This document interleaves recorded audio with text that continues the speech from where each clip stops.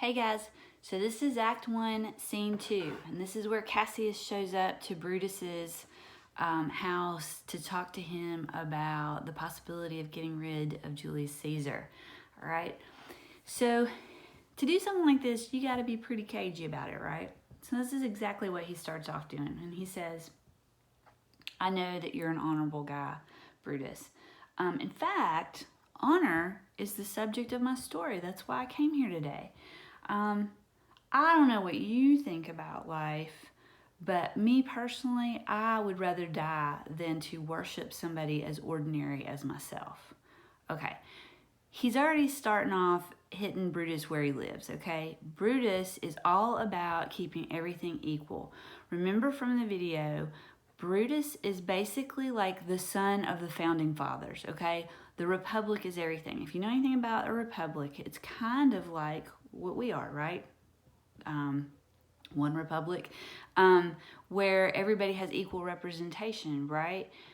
But Julius Caesar was starting to move towards a dictatorship where he was appointing people, his friends, people that he wanted in positions of power. So he was moving away from the idea of the republic, which did not sit well with Brutus. He is a patriot. He believes in the liberty and freedom of an equally represented society, right? So he would not like this. This is not an honorable thing. Even though Julius Caesar is his friend, that's not cool. He's also from a long line of people that believed in the republic. So Cassius knows this. He's going to play on that, okay? So he goes into this whole thing about how Caesar is just like them. And he says, I was born as free as Caesar, so were you. We both fed as well, and we can both endure the winter's cold as well as he. And then he throws in some examples. You know how I always tell you guys, put in like a specific example to make your point. Well, instead of just saying point blank, Caesar's just like us, he throws in these stories to illustrate his point. And that's what this whole story about the Tiber River. He says, for once upon a raw and gusty day, the troubled Tiber, chafing with her shores, Caesar said to me, darest thou, Cassius, now leap in with me into this angry flood and swim to yonder point? Upon the word, I plunged in and bade him follow, and indeed he did. So basically, Caesar challenges Cassius to a race across this raging river. It's super cold and windy out. And the torrent roared, he said, and we did buffet it with lusty sinews. Sinews are like their muscles, right? So like they're manly men and they jump in this water. However, before they could get all the way across the river, what happens? If you look down at the bottom of the page, he says, Caesar cried, help me, Cassius, or I sink. I can actually hear Cassius doing this little girly voice, right?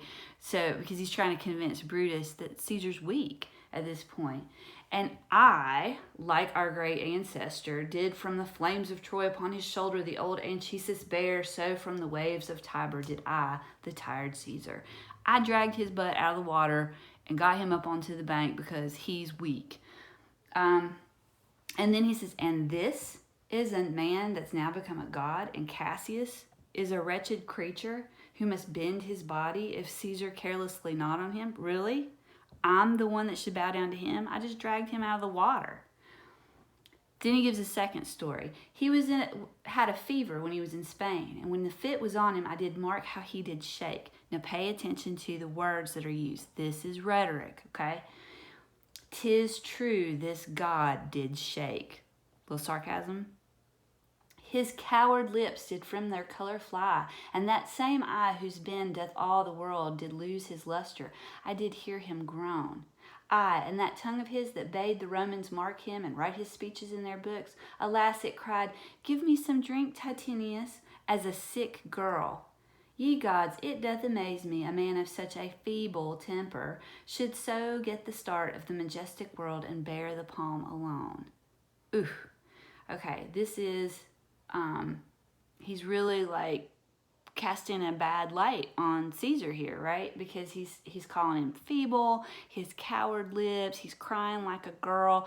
All of these things are meant to make Caesar look weak in Brutus's eyes. And the point that Cassius is trying to make, the claim he's making is, this dude isn't even as strong as we are, and we're supposed to bow down to him and treat him like he's a king and over us in some way? I don't think so.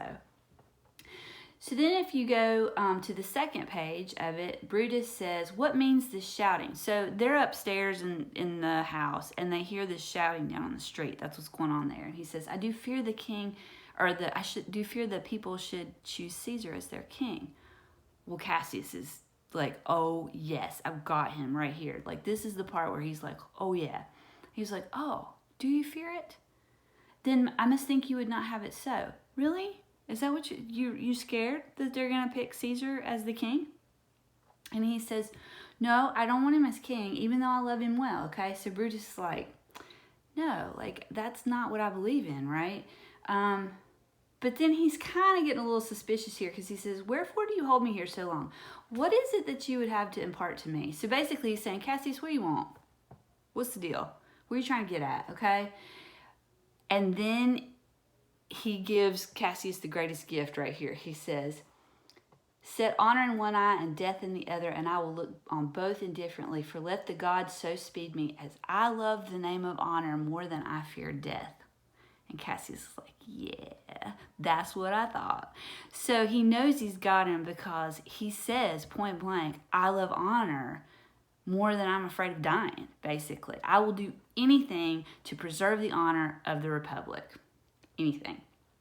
So Cassius decides to really go for it at this point. He was like, he kind of keeps going with that whole thing about how Caesar thinks he's all that. And he says, why man, he doth bestride the narrow world like a colossus.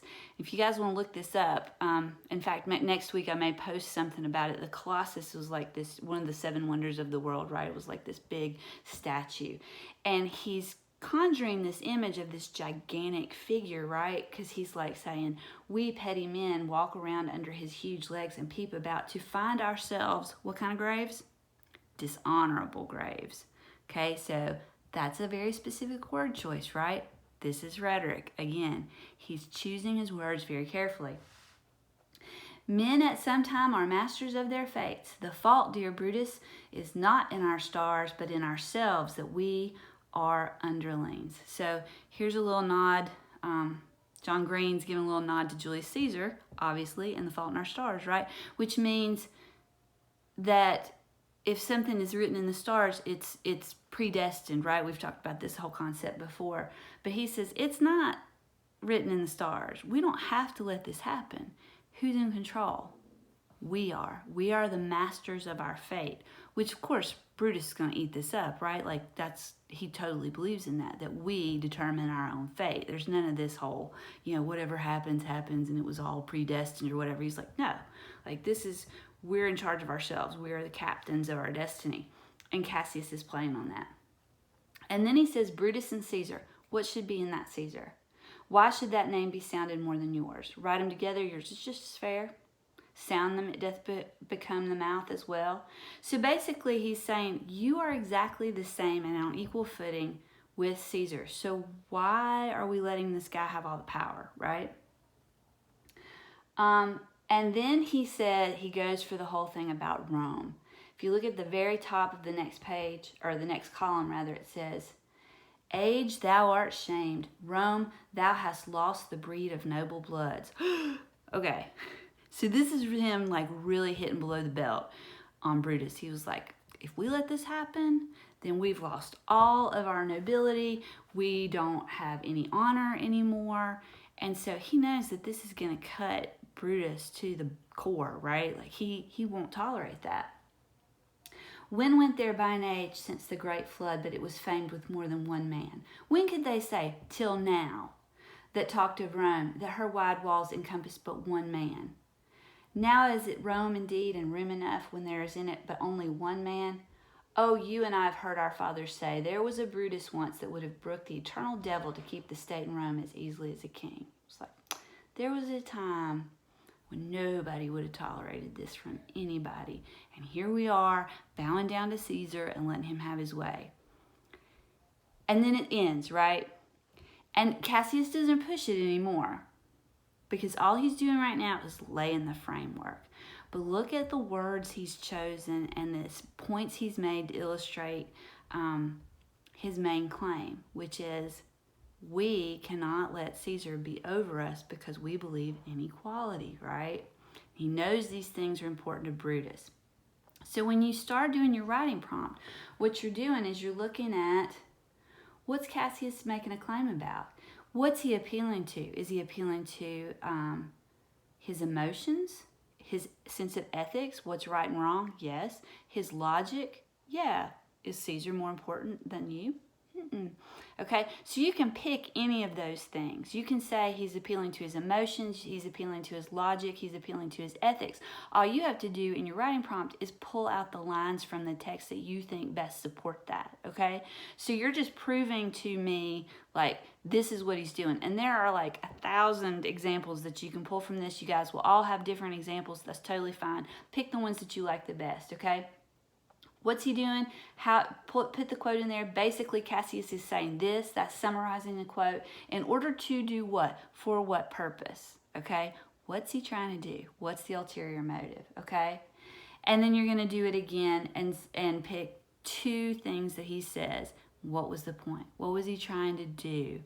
Because the whole point of rhetoric is to say something, but to do it in a way that has its own purpose. Okay, so we're looking at that. We're breaking it down and looking at that.